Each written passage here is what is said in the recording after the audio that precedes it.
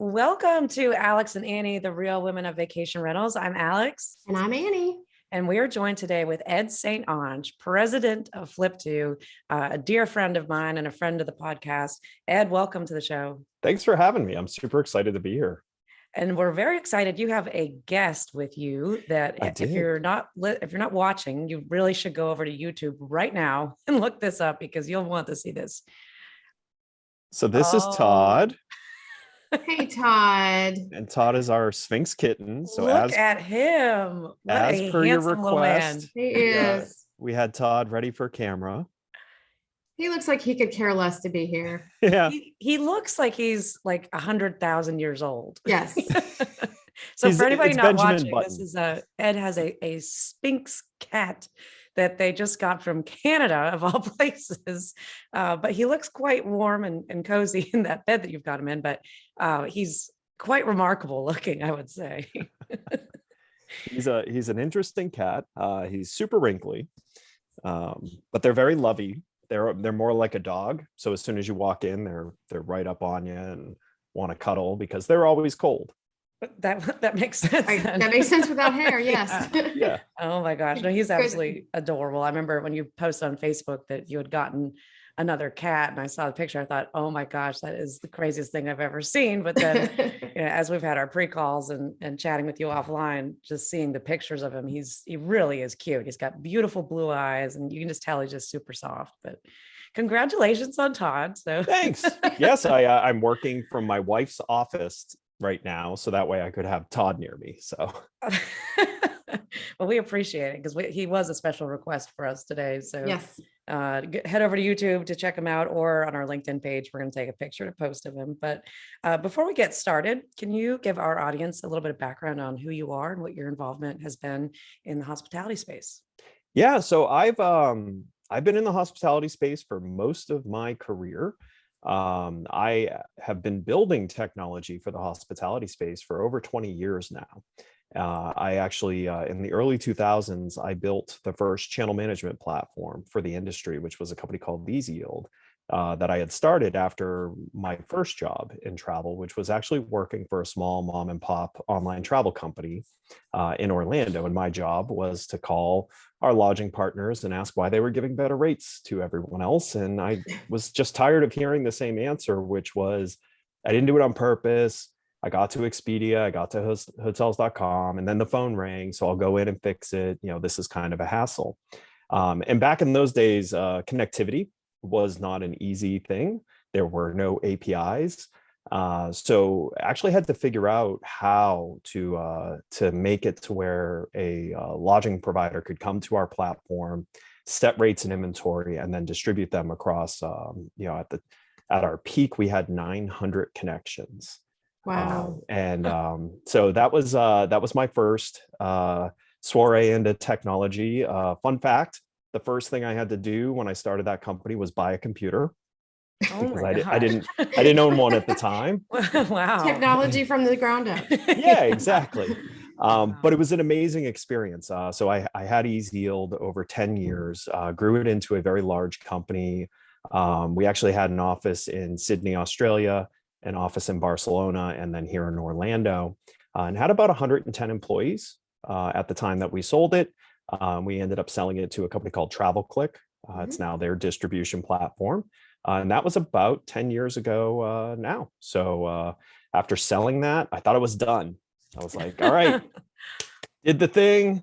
Now I'm going to go do whatever I want. And I realized I missed having problems to fix. It only took me about a month to get bored. And so I did what anyone does who doesn't have a job in this industry. I started a consulting group to start looking at startups that were in the space. And I happened to run into the founders of Flip.to. They were about 7 months into their journey. And I loved their vision. And this was over 10 years ago. They had a vision that Google and Facebook were going to be a problem for our industry. They collect a tax on every single traveler. No matter how you sourced it, they're getting their cut. And the more control that they get, the more expensive acquiring travelers are going to get. And so their vision was to help solve some of the challenges that cause our industry to be addicted to customer acquisition. And so I invested in the company, became part owner and the president, and the rest is history on that part. Wow, unbelievable history. That's incredible. Just seeing both sides of it. I mean, on the channel management side, 10 years ago, that's really not that long ago when you think about it, but think about how much or how far the industry has come since that point. But even still before that point, what you developed was groundbreaking, right? I mean, that to think that they had no way of being able to connect to these channels at that point, just unbelievable where we are now. But seeing the next generation of where your life has gone with Flip.to, and you guys have definitely, sought to solve a problem, and just that they had that foresight back then as well to know that Facebook and Google was going to have these issues that were coming for all of us. That's amazing to think, because back then we were just talking about this, excuse me, the other day. There were no ads on Facebook at that point. I mean, that hadn't even come yet. So charging a company to work with them and help them with their Facebook page, our joke always was, it's like charging somebody for a library card. But we didn't obviously have that foresight that your founders did and you did to really look into what that was going to turn into in the future. But really exciting stuff. Yeah, and it's interesting when you really think about it, because Facebook, Google, and Amazon, which are commonly referred to as the Triopoly, they all took very different angles to taking ownership of consumers. I mean, because if you really think about what they are your access to consumers. They charge you for that access.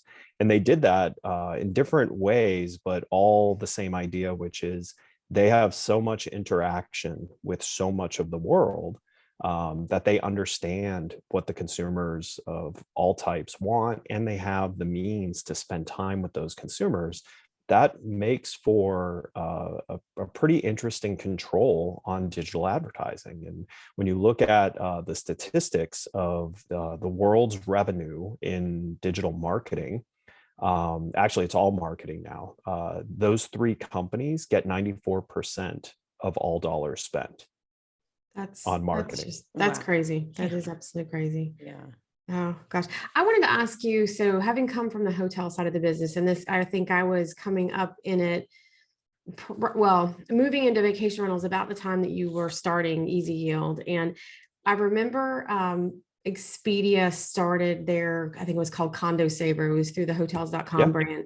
And that's how I met a lot of the Expedia folks I met. And I remember them coming, saying, we want to get your best rates. And there were so many extra nights to manage. And, I'm guessing that for you to sell this to people, it was probably a very easy sell. But thinking back on it now, I think like, gosh, if we hadn't gone to channel management and we had just managed extranets, yes, we wouldn't be distributing as much, but then we wouldn't have this whole conversation of rate parity. We could do whatever we wanted to because we could justify it based on the fact that nothing was syncing up together. So looking back on it, how do you think that this was I'd say, do you think, was it an easy sell when you started it? Was EZYield an easy sell?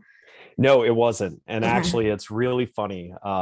So I spent probably the first 5 years of that company having the same conversation over and over and over again with GMs. Having to explain what it even was. Well, no, not even that. It was having to explain back then. So rate parity, we were one of the early lead voices in the concept of rate parity. And it was something I personally believed in from being at an OTA. Yeah. I pushed back on my bosses when they had suggested that when I have to call our partners and ask them why they gave someone a better price, that I need to use that to leverage them into giving us a better price than that partner. And I just thought that was the stupidest thing, because you can't in one hand give someone a hard time for a business practice that then you want them to do for you. Right. And so even back then I would say to them, listen, could you just, keep us in line, and maybe we could develop special things that Expedia couldn't do. So fun fact, stay X nights, get Y nights free, stay X nights, get a percentage off. That came from me. And that little OTA that I worked with. You're what do you mean to blame? All of this. It was amazing. And so the first customer we had done that with was a company called Vistana, which then became Sheridan and Starwood. Wow. And we became their number one OTA because Expedia, it took them 2 years to develop the ability to do it. And so I always looked for ways to have a fair edge. And that's really when I started also kind of preaching this concept that I had heard others talk about. So I did not invent rate parity, but I was early in supporting it. And the concept was, back then, you would find different consumer rates across every single website. Right. And if you think about what that does to consumer psychology, Oh it yeah, I mean the creates trust is gone. it creates a complete erosion of trust. And what it does is it also forces them to go look for the best deal, and they Right. never believe that they found it. And it's a really bad practice. So I actually spent the first 5 years of EZYield having the first half of the conversation being, this is possible, you can do this, look, you can just come to our dashboard, it'll do them all.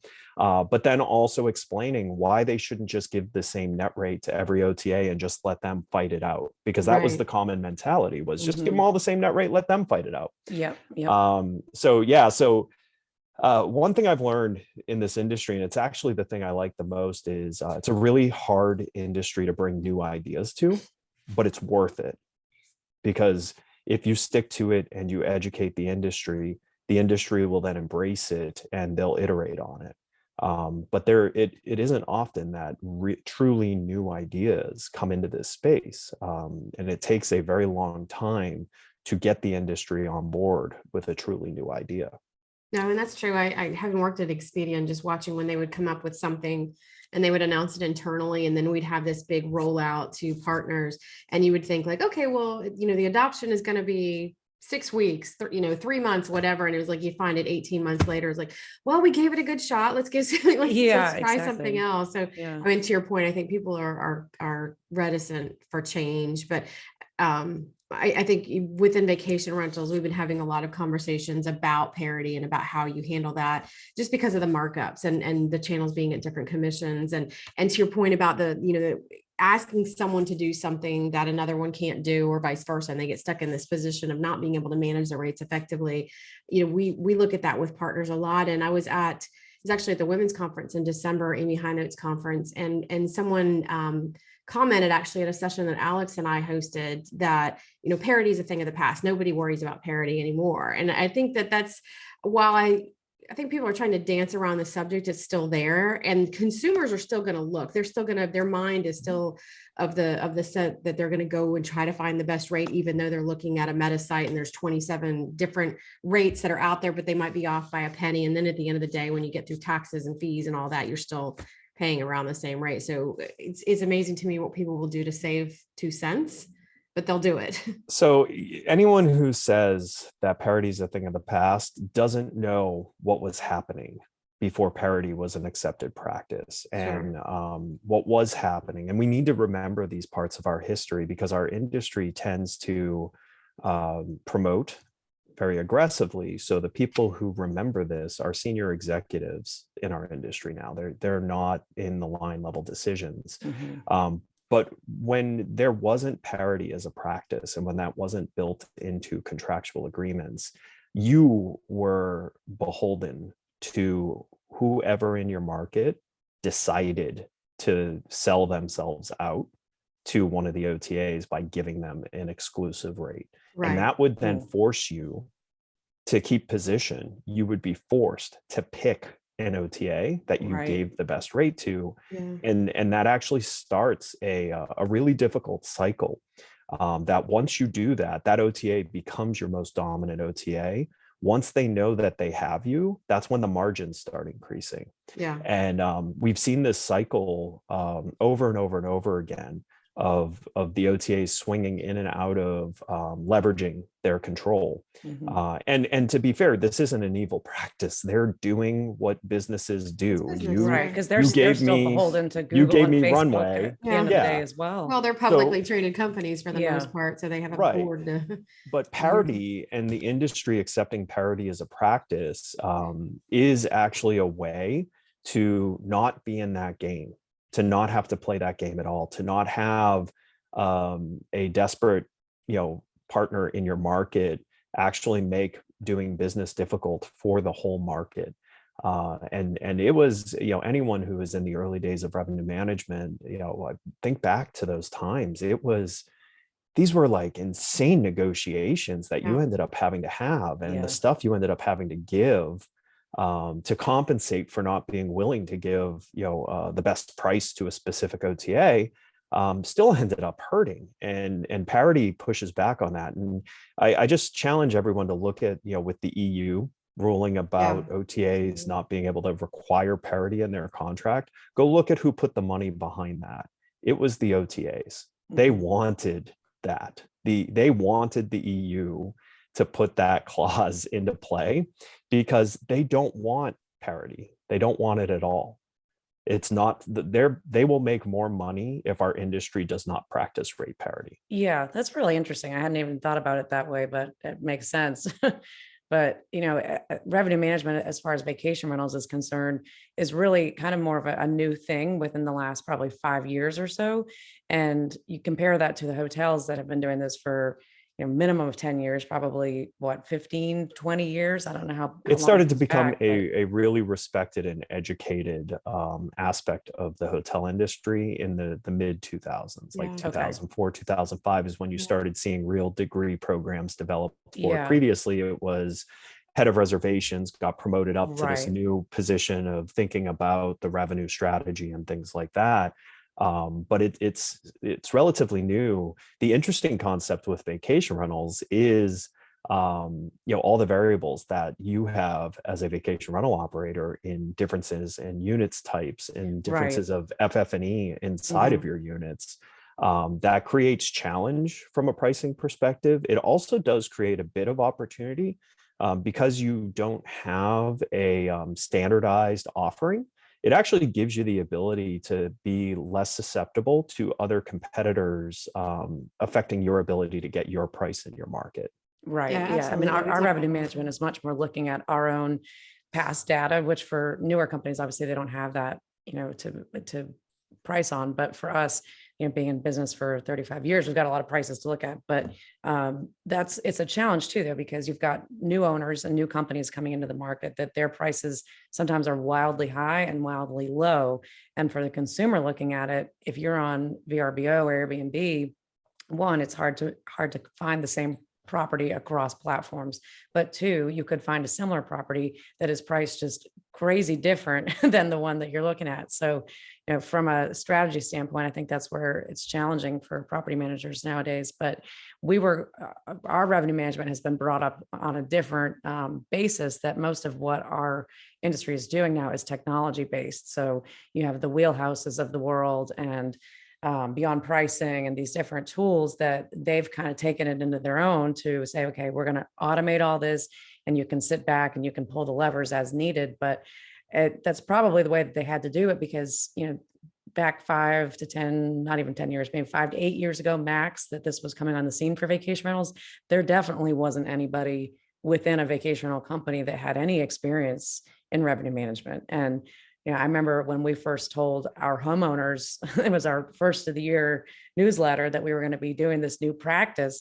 I mean, they went ballistic. They did not understand why they wouldn't know how much the unit was going to be for that week in July. And there's still companies within our market in Myrtle and North Myrtle Beach that are still that same way, that they don't open up for the following year bookings until the homeowners have approved that year's rates at the end of the year. Oh my And gosh. yeah, I mean, it's just crazy. Or there's some that set their prices once a year and they don't change that, it. and they would rather go empty than discounted on any level. Well, there's the practices just aren't accepted in vacation rentals yet. And it's one of those things, you're blessed that you have the technology. So one of the biggest growth moments for EZYield was when I found out about this company called Ideas that was making these really advanced revenue decisions, and they were incredibly complex. And I had a hotel taking me through it, and I'm like, wow, how do you execute all this? And they're like, we kind of don't. They were paying all this money. Oh my gosh. But the revenue decisions were so complex that they couldn't possibly do it. So I went and met with the team at Ideas, and I was like, listen, is this a thing? Like, are people not doing your revenue strategy because they can't distribute it? And they were like, yeah. And I was like, why don't we hook your system to mine? Right. Yeah. And then we'll nice. publish the Wow. rates and inventory. And that's when we really exploded. as a company, because we were that complementary piece that allowed the vision of a truly complex revenue strategy to happen in real time. And it required a massive amount of re-engineering of our platform, because they were really heavy in Vegas, and they were really heavy with some brands, and they were re-optimizing 90-day windows 3 times a day. Oh, wow.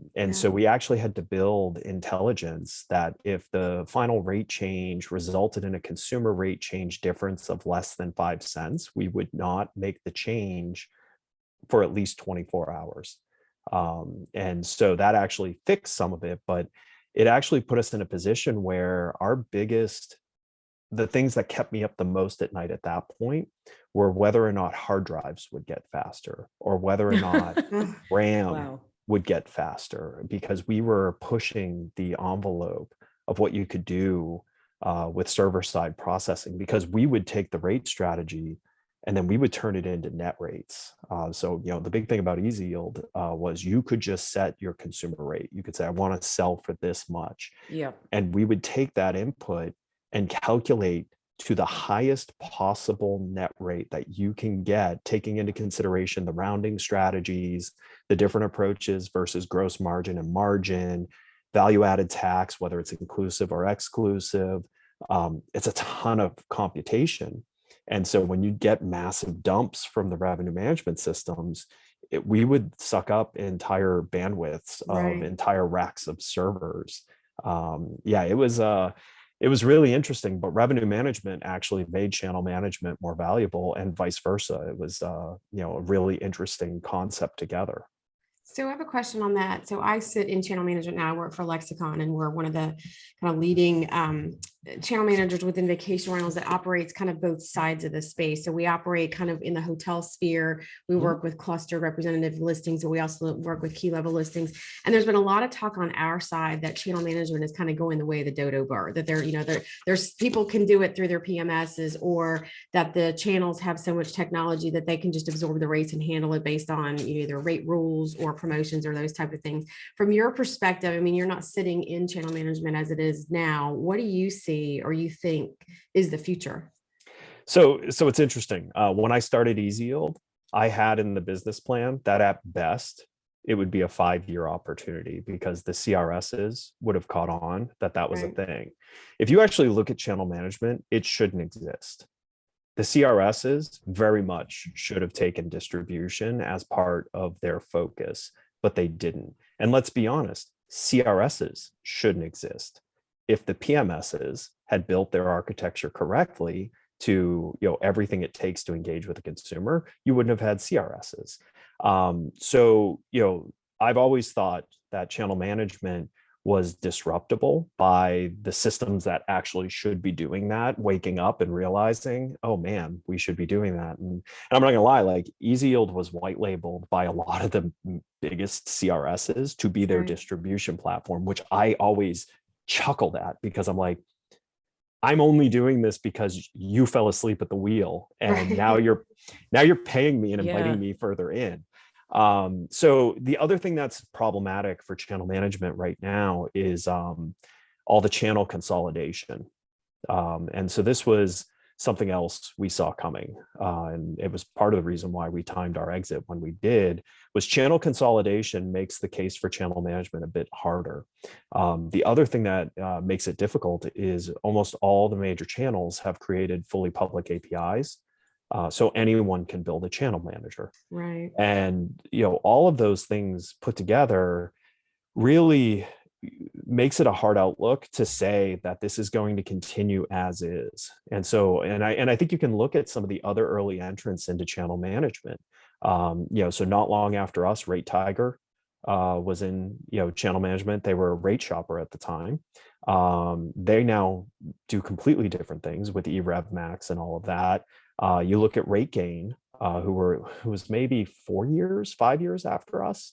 And look at their entire business mix. It's completely changed. So the old stalwarts of the industry, us granddads and grandmas of the industry of channel management, all saw the need to diversify.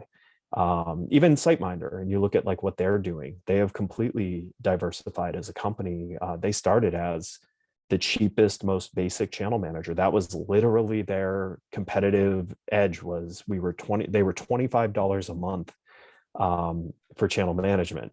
And now you look at it, they're really taking like the Intuit approach. They want to be the Intuit for hotels, for small hotels, where they're your site, your booking engine, your connectivity, your distribution, all of that, all under one kind of umbrella. And I think you're just going to see that a standalone channel manager as a business is going to become a very rare thing to see. Yeah, interesting. Don't disagree with you. I mean, again, sitting on this side of it and seeing there's consolidation within like the verticals of vacation rentals every day. And so it's an interesting, I'll be curious to see where we are a year from now. And I've had a lot of conversations with people. So all of that said, you alluded to the fact that you knew that there was time to get out. So did you have an exit strategy and you went to TravelClick, or was this something, how did that occur? So a good friend of mine who I always look to for advice has something he always says to me, which is, it's better to be lucky than good, but luck comes from preparation. So we had seen the writing on the wall that channel management was going to go the way of commodity. So at the time, we were the premium product in the market. And in order to win a deal against us in a new sale, you'd have to be at least 75% less expensive than us, because we were enterprise, we were PCI, we had all the major brands and all the big impressive things going for us, and we had the most channels. But we saw that the most channels thing was going to start going away. We saw that the middleware that we developed for pricing, for taking consumer side rate and creating optimal net rates off of it, was something that hotels were starting to kind of question if they needed to continue paying for. And we started seeing that there would come a time where we'd have to start going down in price. And so a secret in anything that I've ever done is I don't look at what others are doing to decide what my business is going to do. I actually go based off of what I believe our industry should move to. And so I had no interest in commoditizing EZYield and simplifying it, because that's not what I thought the industry needed. So I engaged an M&A banker to have them come in, show me what was wrong with the business. And they did, and took a little bit of time, fixed those fundamental flaws. And then we actually went out and did a series to try and get someone to buy us. And we had a goal set and everything. And we put it out, and we had 48 private equity groups respond wanting it. Oh, wow. And so we then did a round of interviews and kind of set some standards and things like that. And we were able to whittle it down to 45. So then we did straight up meetings with all of them. Whittle it down. You only got rid of 3. I know, that's a lot. Yeah. We were at the time, so I never borrowed money with EZYield. So we had no investors. We invested every free cent of the business every year back into the business. Our R&D budget was bigger than TravelClick's was as a company. Wow. And we were only one product. So went through this round, met with some of the coolest private equity people you could ever imagine. And if you ever want a really fun story, I can tell you about how, I got all these phone calls throughout the years and like emails from people who were like saying, I'm interested in buying you. And I always thought they were scams. Some of them were some of the most powerful people in private equity personally emailing me. And I didn't know that until that Maybe time. I shouldn't have ignored that one. I just figured there's no way that's real. There's no way that's real. Yeah. And so I went through this round with the ones we selected, and they were some really interesting companies, like some of the biggest names in private equity. And through meeting with them, I could tell by what they were asking what they would do with the company to maximize its potential. And so we got exactly what we asked for, but I actually went to my partners and I said, hey guys, I think this is what the playbook is of what everyone's going to do with our company. I think we should take a year and try and accomplish all of this. And so I convinced them to walk away from Oh, wow. some very large deals. And we started executing on that strategy. And right as I just kind of finished installing that strategy, TravelClick had called again. They had called me every year since I'd been in business, trying to find some way to buy us. And I always said no. So they came calling, and at the time I had just installed the CEO, and he's like, hey, they want you to come up. And I was like, yeah, they're not interested in a partnership. They're just going to want to buy us. And, we're not going to do that. And so he didn't believe me, and he took the meeting and went up. And of course, the meeting went 5 minutes before they said, we want to buy you. And we weren't interested in that. So to tell them to go away, we put together what at the time was a slightly difficult to justify set of terms.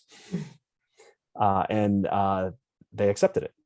And if they said no, you had 44 others to choose from. So. Well, even at that point too, at that point, we also hit a point where we couldn't spend all the money that the company was spinning off. So like we were sitting on hordes of cash too. So like we weren't bothered like if it took time or anything like that. So they ended up buying us 90 days later, all cash. And every employee kept their job. Actually, there are still people who work for that organization today who were employees of mine. Wow, that's great. Yeah, and it was really good, and it went really well for them, and it was a nice exit for us. Like we got to do whatever we wanted to from that point forward. And that was kind of actually, it was never the goal. It's actually funny. EZYield was never about the money. It was about fixing problems. Yeah. Well, you definitely fixed a lot of them over the years, but so that was 2012. So that was that was November 2011, because I closed the deal on my first child's first birthday. Oh, wow. Yep. Happy birthday. Merry Christmas, all of you above. Yeah, exactly. No, I'm curious if there was any part of the decision, or at that time, if you saw what was coming down the line for vacation rental not channel management, but at least vacation rental distribution sites, and what that was going to do to the space. Because 2010 or 11, that's when Vrbo was starting to come on the scene. It was still very much in its infancy. I don't think anybody knew of Airbnb at that point, but as we've gone further down the line, yes, that has caused extreme disruption and issues for both properties that are more hotel based but operate as vacation rentals and vice versa. But did you see any of that as a reason? Because if you did, I wouldn't be surprised if that was your part of your red flag to say, I'm out of here. Actually, I think it's what gave channel management a bit of runway. The complexity and the disruption was good for the channel management piece of things, because you have to look at what happened on the major distribution platforms. So Orbitz went away, Travelocity went away, Book It went away, Priceline Booking became one entity. You had all this consolidation in the massive channels, and then that started putting pressure to put the small channels, because back then it wasn't unusual to work with 10 or 15 truly small businesses that were selling travel just for one market, right? There were OTAs that specialized in one market, and that's all they ever did. And, it was a nice little small business with like 3 employees type thing. And those are all gone. And so if you think about channel management, you need channels to manage. Right. It's a fun concept. And so with Vrbo, with Airbnb, with other platforms that have come and gone in the vacation rental space, that bought time, I think, for some of these platforms to facilitate their full pivots. And honestly, I wouldn't have dared say that I saw coming that vacation rental from a property management standpoint would like leap the hotel industry, but VR property management systems are far superior to hotel property management systems. And some of that's, they have the benefit of, they were all brand new. So they didn't do what the old companies were wrestling with, where you have to remember the biggest property management system companies are based on organizations that their original business model was to get a massive license fee up front. Right. And then they all struggled going to a SaaS model. And so, that was slowing down even more because there's very little progress in the PMS world. But that was slowing it down even more. And then you look at vacation rentals come out of nowhere, and you have PMSs that are PMS, booking engine, CRM, accounting, Right. Yeah. task Yeah. management, the things that when you say property management system, that should be everything it takes to Yeah. manage a property. That novel concept is still a rare thing for a hotel to have. It is. So, so that also then creates that challenge of a lot of them have also included distribution in Right. that. And the one thing that I think in the VR world that creates an interesting dynamic too is there's no GDS in the VR world, Yeah. right? In the hotel world, it's still a thing, and so I think that's but I think that's freeing for the platforms, like Synixis and, all these big CRSs, they still have to wrestle with the GDS. The GDS is still a major part of their architecture, and the GDS is a nightmare It's to so be old. to manage, right? Because it's Yeah. not just about the technological, connection to it. It's super complicated, and let's not forget the GDS was not built for lodging. Right. It Right. was slightly Airlines. modified. Yeah, it was Yeah, slightly yeah. modified to be Yeah. able to do lodging, Yeah. but its focus has always been airlines, and that hasn't been a weight on the tech stack for vacation rental. Well, it's Yeah. interesting. There was an article out, I want to say, what was like an article, maybe announcement, maybe 2 weeks ago, that Marriott was finally going to do away with Marcia. Yes, it's And about Marsha's time. I worked at Marriott back in the 90s. I mean, Marsha was like, even at that time, it was like, I can't believe it was so archaic. And it was very much like the GDS, the Is that green their screen. PMS? Yeah. And it was just an awful system. And they had all the properties had to buy all these systems to go like iHotelier or all Right. of the Yeah. that they could link in to do the convention services and all of the things. And again, to the point of adding OTAs and just, they never wanted to leave that system because it was, to your point, Ed, it was based on them building out franchises, and they had so many people that were dependent upon that if they made one change, it messed up literally thousands and thousands of properties. And it's mind-boggling to me it's still out, because if you talk to anybody that's Marriott, they're like, oh yeah, we're still using it, Wow, that's crazy. Well, what really around blows my forever. mind is so EZYield was heavily involved in helping Starwood get their stack off the ground, Valhalla. Valhalla was a really good architecture. And when Marriott bought Starwood, there was a substantial amount of money in that valuation dedicated to the technology stack. And I thought it was absolute insanity that they removed it and put all those hotels on the Marcia. I know. And I said at the time, I'm like, whatever executive is making this decision, Somebody that doesn't know the technology. better change jobs before Yeah. Marriott inevitably has to get off of Marcia and goes to a third-party system. Because how do you defend to all the Starwood owners? Because they charged those owners to move off of Valhalla onto Marcia. Wow. The fact that they're going with Amadeus, I mean, it's great for Amadeus. Marriott will become a much more tech nimble company. I think it's brilliant. Yeah. But the person who pulled the plug on Valhalla, I can't imagine they feel great if they're still there. Yeah. Defending that decision. Yeah. People that I know that worked for Starwood when that happened, they were just dumbfounded because a lot of them had been previous Marriott people. Mhm. And then, from Marcia to Valhalla, and they had this great system. And again, it wasn't perfect, but then all of a sudden, No system is. Yeah. But I think they were going backwards, literally, 10 years. They were just going backwards. It went backwards 47 years. Well, yeah. I mean, I was trying to be diplomatic and not put it down. Yeah.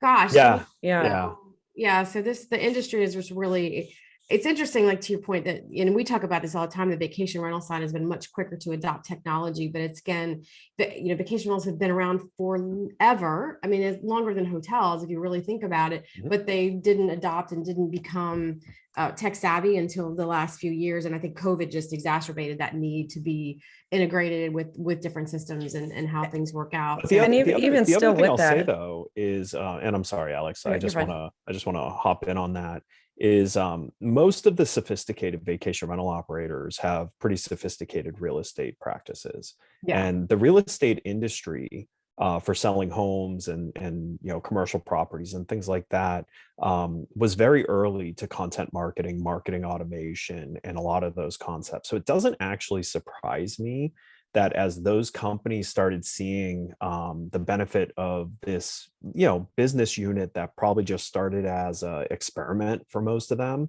to see them turn that into a pretty sophisticated practice of property management, the marketing, all of that, because they're coming from a place where marketing automation for real estate is eons ahead of hospitality marketing stack. It's so far ahead. And I think the vacation rental industry, having so many real estate people, like not real estate investors, not things like that, I'm talking like people who were realtors or were brokers, they have seen the benefit of technology to their business, their ability to sell so many deals a year now because of the automation in their marketing and their sales practice and CRM and all of that. It doesn't surprise me that audience is breeding massive innovation in their property management businesses. Yeah, I remember 2010, the very first VRMA that I went to was in Myrtle Beach, actually. And that was the time when we were talking about the switch, which Annie, we talked about that with Steve Trover. He was president of VRMA at the time. And really what that was addressed a lot of the things we've just talked about with there was no GDS for vacation rentals, but it was essentially going to be a GDS for vacation rentals, but it was also going to set parameters for how we wanted the channels to be able to consume our inventory. So without really knowing how far ahead of the time they were in concept, they really were, because it's still a lot of those same issues now that we battle channels with on whether or not they show our brand or they let us communicate directly with the guest. VRMA was actually trying to address that before they knew it was a problem, but it never worked out because the technology was definitely not there to support it. But I believe it was. Well, actually, you want to know why it never worked out?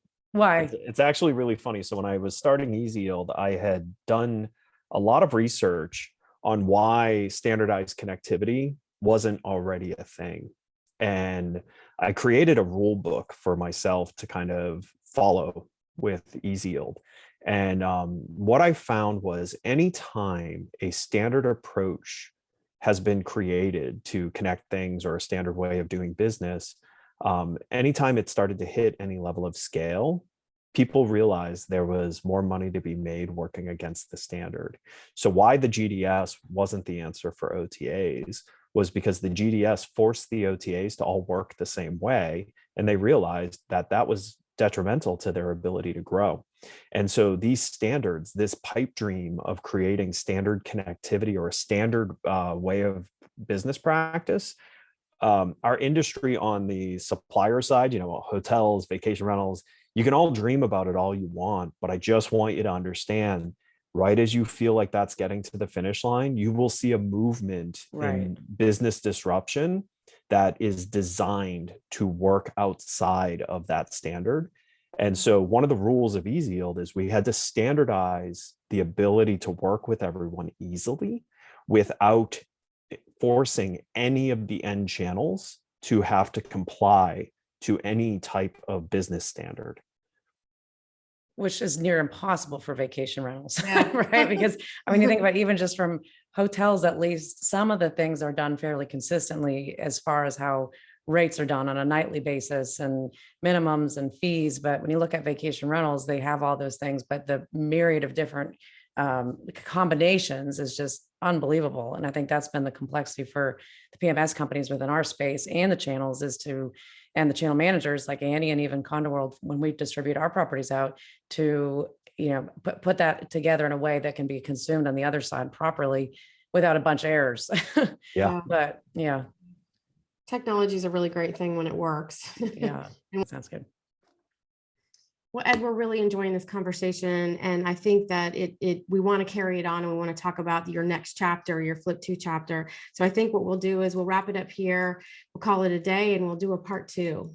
Yeah, this is so much information. It's so hard to stop talking about because your history is just so interesting. And we don't want to sell short any of the information that you've already given us. We don't want to edit any of that out, but we also want to dive into the next phase, because the Flip.to part, which I can speak directly with our experience at Condo World and working with you. And I've been promoting Flip.to at every conference just organically because it's worked so well for our business. So I don't want our audience to not hear about that.